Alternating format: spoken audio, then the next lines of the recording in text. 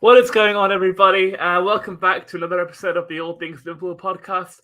It is me, Anish Dogra, and back again for another great, fully filled week of action. Lots happened in the Premier League. Lots has happened with Liverpool, and I think a lot of good topics to talk about tonight. So let's just get right into it, and we'll begin with the we'll begin with the game on the weekend against West Ham. So another win, 12 in a row now in all competitions, and I think 7 in a row in the Premier League. So it's just all about keeping up the form, because at this stage of the season, with I think 10 games or 11 games left to go now, so we are in the crunch period. It doesn't matter about how you play or how you get the results, how you get the 3 points. It's just important that you do. And against West Ham, the scoreline I think was a fair reflection of the match. It could have been maybe a bit bigger in terms of the goals for both sides, but I think we deserved to win the game. I thought in the first half particularly we were very, very good, created a lot of good chances. I think Salah will be disappointed that he didn't find the net within the first minute or two. Mane, it's good to see him score again. I think he's really picking up his goal scoring form at the right time. I think that's 12 Premier League goals this season now, which is more than he managed in the entire of last season. So great to see him finding the net. And just in general, the play was good, the way we defended, the way we dealt with the aerial threat, because, of the 2 matches we have lost this season, one of them was against West Ham at their ground in October or November last year. And, on that day, we conceded 1 counter-attack and 2 set-piece goals. So today, when they did have those counter-attacks, we were much better with it. And again, with the set-pieces, we dealt with them a lot better. So really great, and it's just all about keeping that pressure up on Manchester City. It'll be like that for the rest of the season now. Just, putting our pressure on, keeping them on their toes, and, trying to take it as far as possible. Because yes, even though we are 6 points behind them with the game in hand, and we still have a very, very good chance of winning the title, it is still theirs to lose. And the only thing we can do really is just keep that pressure on, and trying to keep hunting them down. So great result. I thought the goal in itself was very, very good as well. Naby Keita, who I'm not the biggest fan of in the world. I think that there is he's basically our version of Paul Pogba. I think he's got really, really good talent on the ball. I think his dribbling, I think his passing is quality, but it's just like it's his persona. It's like there's bits of his persona that I don't really enjoy. I think sometimes he's not aggressive enough when going into a 50-50, or he doesn't really get his foot in that much. But for the goal, it was fantastic. It was a lovely, lovely pass into Trent. He switched it from the left to the right. It was perfectly weighted just over the marker and just enough pace to get into him. And then when Trent is in that position, we all know how good he is, and 9 times out of 10 he'll deliver a quality ball. And as long as the players are in there, on this occasion it was Mane, we'll end up scoring. So a great goal, really, really good team goal. And I think as I mentioned earlier about how we struggled against West Ham in the league game in November, about how we exceeded the counter-attacks and the set pieces. That was the most pleasing thing about today, because even though West Ham had 2 really good chances, I felt we dealt with their counter-attacks quite well. Particularly, I think, on one moment when Antonio got away. It was from our corner. They broke away, but Robertson did really well on that occasion. I think he got back quickly, and so did Naby Keita, in fact, because I think it was him and Robertson at the back from our corner, and he did really, really well to come across, to get over, and to prevent Antonio from equalizing. But then again, we still got very lucky. I think we're still all thinking about that Lanzini chance. I can't remember how the ball broke to him, but what he did with it when he got it, the first 9 parts of it out of the whole move was fantastic. The way he brought it down, the way he dummied Trent Alexander-Arnold, making him think that he would shoot, but he fainted and it didn't. And then with the goal gaping, he just puts it into the top of the Anfield Road. But that's what you need in the season. You can't always play beautiful football every single week. You can't always win 3-4-0 as we have done on many occasions this season. And sometimes, you need a 1-0 win and you need a bit of luck that'll go your way. And that's exactly what happened on that day. So great result, 1-0. You can't ask for much more than that. And, like I said, just keeping the pressure up and making sure that we're doing as much as we can, doing things that we can do, and keeping the pressure on Manchester City. And then as for some of the performers of that match, obviously I mentioned Keita. I thought that was one of his better displays. Mane, of course, scoring, Trent getting another assist. But I have to talk about Luis Diaz, because this guy, he is something special. He is something very, very special. I mean, the fact that he's coming to this Liverpool team in January, when ordinarily it's so difficult to break into this squad because of how long it usually takes to develop under Jurgen Klopp. I mean, we've seen that under pretty much every player he's signed. It's taken a long time for them to bed in. Fabinho, he was signed on the first day of pre-season. He was in the door on July 1st, and it wasn't until I think October that he was signed to make some appearances on the bench. And then even then, in that season, we had to accommodate our playing style to him. So at Monaco, he played with two defensive midfielders, so one player alongside him. And then at Liverpool, we had to do the same. So sometimes it was Henderson, sometimes it was Wijnaldum playing alongside him. And so it shows how long it took Fabinho to develop, and now he's one of the best defensive mids in the Premier League and in the world. Same with Andy Robertson. Signed in August. It wasn't until I think December or January where he really made his mark, and where he eventually developed as the best left back in the league, in my opinion. So for them and for so many other players who usually take so long to understand what Klopp wants from them and understand what you have to do to achieve things in this club, but for Diaz to come in straight away, he's already got a goal, he's already got an assist, but it's not really the numbers that are dazzling, because I don't think that really matters. It's the performances and the way he's playing and the things he's doing with the ball. And that is why I put down at the bottom there about Luis Suarez, because although yes, they are different players, Diaz is a winger, Suarez is a striker, the impact both of those players have had. So when Suarez came in January 2011, and for that first half season he was at the club, to Luis Diaz, there's so many resemblances between the two. The fact that Suarez, he used to nutmeg people and beat a man and had pace and trickery. Diaz, I don't think he nutmegs as many people as Suarez used to. In fact, I don't think many players in Premier League history used to nutmeg as many as Suarez did. But Diaz, he beats a man. He's got so much pace. He's got quick feet. He's got everything you want from a winger. I mean, there was two particular moments in that match where he brought the ball in from the left wing as a crossing from Robbo, and he flicked it over the defender. I mean, to do that in the penalty area and then get on the end of it was unbelievable. And fortunately for West Ham, I think his shot was blocked, because if it wasn't, it was definitely on target, and in my opinion, probably going in. And then also in that match, he picked the ball up from I think his own half and just ran and ran and ran. And if he wasn't brought down again, I think he probably scores, because he's in a really, really good position to have a shot on goal. So the way he's playing and the way Suarez was. So if you remember that game Suarez had in 2011 against Man United, he didn't score in that match, but he essentially got a hat-trick of assists. That one where he picked the ball up from the byline and nutmegged two players, got through another and put the ball across the sticks, and then Dirk Kuyt just sticks it in from a yard out. It's things like that from what Suarez did that makes me think that Diaz is having a kind of a similar impact. And the fact that there's obviously the World Cup isn't until November. Technically it is a World Cup year, but because of how things are in Qatar, so it's obviously being played in the winter. So for these players to have an actual summer off, so Diaz, for example, to have that June break, and then to be in the door on 1st of July, ready for pre-season, he's going to be some player next season when Klopp has more time to develop him, more time to make him the player that he wants and the player that we will eventually see. So incredible from him. I think he's going to be an outstanding talent, and you can see why Tottenham was so desperate for him. You can see why Conte wanted him so much, because Conte obviously one of the best managers in the world. He clearly has an eye for talent, and an eye for making good signings, as we saw at Inter Milan when he brought Hakimi and Lukaku.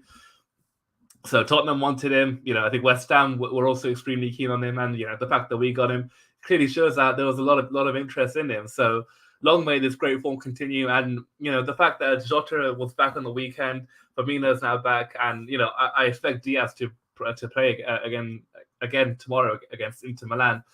It shows the impact that he's having and the trust that Klopp already has in him.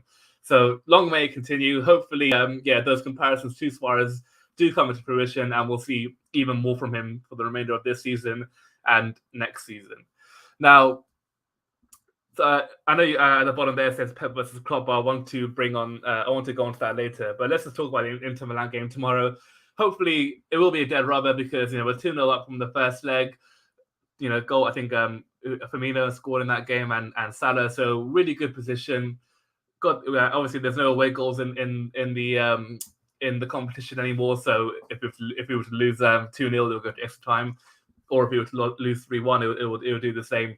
But the fact that we're at Anfield, European night, knockout round, and we played the top two technically in Serie A, and we've absolutely trounced them. Milan in the group stages, home and away. I think that the home game, we won 3-2, but it wasn't a fair reflection. I thought we absolutely hammered them and should have won like 5 or 6-0. And then, in the return game, the last game of the group stages, our B team, we played with Nat Phillips in defense, Divock Origi up top, Oxlade-Chamberlain playing, Henderson played, and we still won that match. So it shows, how weak the Serie A is, and Inter Milan second in the league comfortably outplayed them in the first leg. They did. I won't completely say it was a flawless performance from the first minute to last. Inter did have like a semi-decent spell in the game. They hit the bar early on, but that was just a bit of a lucky shot, I would say, because he took it so early and we weren't really expecting it. And in a period in the second half, they had like some good possession of the ball, and they had the ball for a concentrated period in our half. But even then, we looked reassured, we looked strong. And of course, with the firepower that we have, we were always going to score, and that's what happened. So hopefully it'll be a straightforward match tomorrow. No dramas, of course. We will no injuries, with the period we are in the season. And of course, thankfully, we do have players back. Thiago, who sadly was injured in the warm-up for the Carabao Cup final, he's back in full training. So is Bobby Firmino, which is very, very good. And I think Joel Matip is back as well. He was unavailable for the weekend because he was sick. So he's fully fit, which is great. I expect him to start tomorrow, I think. So having numbers back is very, very important, and hopefully no injuries tomorrow either. So hopefully we get the job done, book our place into the quarterfinals, and just have a really good night. Now, in terms of the main topic of this podcast, I want to talk about Pep and Klopp, and then Liverpool and Manchester City in terms of the Premier League era, because over the last day or two, today, I was reading about Klopp's press conference. In fact, I did a report on it about what he said, and I did the same as well with Pep Guardiola. And the words that they said about each other, it makes me believe that these two are, I think, the most special managers we've ever had in Premier League history. I mean, Guardiola said yesterday in his post-match conference after their derby win that Liverpool and Klopp are the hardest team and manager he has ever faced in his 13-year career as a boss. Whether that was at Bayern Munich against Jurgen Klopp's Borussia Dortmund, or with Barcelona when he had Jose Mourinho as Real Madrid, and this is when Jose Mourinho was at the peak of his powers, and he was coming up against a Real Madrid team that had Ronaldo at the peak of his powers, when they had Ramos and Iker Casillas, Xabi Alonso, etc. So for Pep Guardiola to come out and say that he's never faced a team like Liverpool, never faced a manager like Klopp, it makes me want to believe that Klopp is something special. Now we all know he's very special. But then what Klopp said today, and pretty much he echoed the same words. He said that I could say the same about Pep Guardiola and about how difficult it is to face his teams, whether it is now in Manchester City or how it was when he was Dortmund manager, Klopp, and Pep was Bayern's manager. So, and I want to say that they are like the best managers we've ever seen in Premier League history. Now I know we have been graced with some unbelievable managers. Sir Alex Ferguson, namely, arguably the best, the best of all time. Some could say Jose Mourinho. What he did with that Chelsea team in 04, 05, and 05, 06 with 95 and 92 points. A Premier League record at the time. It stood until Man City became Centurions in 2018. And then, of course, Arsene Wenger, multiple Premier League titles, multiple FA Cups, invincibles as well. And, winning the league title at Old Trafford, winning it at White Hart Lane, that is also quite unprecedented. But as we've seen with these two teams and, over the last few seasons, Manchester City in 2018, 100 points. In 2019, they got 98 points, we got 97. And the year after, we won it with 99 points. And again, you're looking at this season, I think we're on 60, I think we're on like mid 60s points with 10 or 11 games to go. And, I can envisage us getting to another 90-point season. And even then, that might not be enough to win the title. City, they're 3 points ahead of us, so they could get to like 93, 95, 96, 97 points. So for them, they're looking quite relentless as well. And I think that comes down to Pep Guardiola and Jurgen Klopp, because as we've seen, particularly with Liverpool, we have not been a good team up until 2018, 2019, whenever we won the Champions League. And, yes, under previous managers in that 30-year period from our last league title to the most recent one in 2020, we had some good moments, of course, winning a treble under Gerard Houllier in 2001. Of course, that was a very memorable occasion, but, it was the UEFA Cup and the two domestic cups, not exactly groundbreaking trophies. And then, of course, under Rafa winning the 5th Champions League, but we all know we won that Champions League based on pure luck. The fact that we got to the final against Chelsea with the ghost goal. I still, I think most people realize that it shouldn't have stood. It didn't really go over the line. And even then, Chelsea had so many chances to win that game. Milan, of course, in the final 3-0 down at halftime against one of the greatest teams in history, and somehow winning it on penalties. So yeah, winning the Champions League that year, I think, came down to a lot of luck. And some great, obviously, individual performances like from Steven Gerrard. But Klopp, you've seen the consistencies we've had from the day he came, really. Like, even in that first period, that first season he came in when he was appointed in October 2015, we got 2 cup finals. We beat his Borussia Dortmund team in the Europa League final, in the Europa League along the way. We beat Manchester United along the way as well. So for him to show that consistency immediately, and then from thereafter go on to qualify for top 4 for the first time since 2014. Then, in the Champions League on his first attempt, getting to the final, then winning it on his second occasion. So it just shows like how much he's done with this Liverpool team. And let's not forget about like the okay, I'm not going to say financial restrictions he's had in place, because we have had money to spend. Let's not be around the bush. We had 75 million on Van Dijk, 65 million on Alisson, 30 on Salah, 30 on Mane, 50 on Fabinho and Naby Keita. So, we have been able to spend, but it's been the quality of the recruitment as well that's been so good. And, Manchester United and Everton, for example, have spent way more than us, and look where they are in the league. Everton probably will go down, and, that brings a big smile to my face. And Man United, for me, a long way away from challenging for the Premier League title, never mind winning it again. So really, it comes out to Klopp for me, and the consistencies he showed, and the fact that, 2 months ago, middle of January, we were 14 points behind, and now we're 6 with a game in hand. It just shows how remarkable he is, and what he's done to galvanize this Liverpool team, and to make them believe that they are a world class team.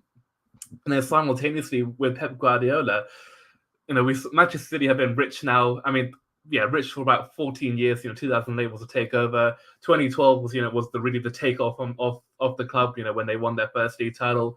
So for the last 10 years, up until 2012 when they won the first Premier League title, until 2018 when Guardiola won his first title, I wouldn't say Man City were this dominant team that that they are now in the Premier League. Getting 90+ points pretty much every season, and absolutely obliterating teams. Because there was a lot of a lot of silly seasons they had, like under Pellegrini. Yes, they won the title in 13-14, but that came because of our misfortune, because of Gerrard slipping and our capitulation against Crystal Palace. So they shouldn't have won it that season really. And then 14-15 Chelsea won it. 15-16 Leicester won it. 16-17 I think Man City. 16-17 was Chelsea again. So for a long period, Manchester City, they were a top team. Don't get me wrong. They were competing for a Premier League title, and they were winning some, winning a few like every 3 years. But they were not this dominant, juggernaut that they are now. If they are to win it this season, it'll be 4 titles in the last five years. 18, 19, yeah, four titles in the last 5 years. So it's just remarkable what Pep Guardiola has done for that Manchester City team. And then if you look as well, like some of the players he's improved, like Raheem Sterling, I think is his best, his best success in my opinion, because the season he arrived, he came for £50 million from us. He struggled. He couldn't live up to the price tag. He couldn't adjust to the expectations. Had a poor first season. Second season, he was on the bench a lot, and I think one day when Sterling retires, I think he will single out Pep Guardiola and changing his career around. Now we look at Sterling. Okay, yeah, he's a bit in and out in the team this season, but the years that the Centurion season, the season after, he was incredible, and for England as well. He's one of our most important players, if not the most important player. So Pep has shown that he can single-handedly improve so many players and make them into world beaters, as Klopp has done as well. So for me, with those reasons and what they've done for both teams in the last, since 2018, it shows why they're the best managers in the world. And teams like, when they were available, I mean, there was that period when Guardiola was out of a job. He was on sabbatical, same as Klopp. Teams like Manchester United, Arsenal, maybe Chelsea, I guess. Now they're a bit lucky they got Thomas Tuchel, also a very, very good manager. But Tottenham, they've absolutely missed. They missed the boat by not getting him. And thankfully, we're very lucky, and Manchester City, of course, very lucky. And hope, for me personally, I hope they stay for as long as possible, because the standard of football we've seen has been quite extraordinary, and we've not seen these kind of points ever under Sir Alex Ferguson. Jose Mourinho only once, in 2005 when he got over 95 points. I think Wenger may have got a 90-point season once in a Premier League season. So the fact that these two managers are hitting 90 points and one of them may not even win it, it shows how incredible they've been for both clubs. And then, that leads on to the next one you see down there. So are Liverpool and Man City the best we've ever seen in the Premier League? I will say yes and no, because under Sir Alex Ferguson, they did 3 in a row on 2 or 3 occasions. I mean, that is ridiculous. People talk about how this is a one-sided league and there's no competition. I mean, that was that era under Sir Alex Ferguson. That's what you call a one-sided league. How one team could win 3 Premier League titles in a row it's just remarkable. Whether it comes down to obviously winning a league title, you win it because you're the best and you're the most consistent, but it also comes down to the quality of opposition and how good the other teams were. Which I think the quality of teams now are much harder compared to what they were back in back in Sir Alex Ferguson's days. So that is, of course, is a fantastic achievement. That Manchester United team with Rooney, Ronaldo, Ryan Giggs, Paul Scholes, Ferdinand Vidic, I could go on and on. And then, of course, we obviously have to give a massive shout out to Arsenal when they were invincible in 2004. A season unbeaten, and the fact that we keep on saying how good Liverpool and Manchester City have been over the last few years.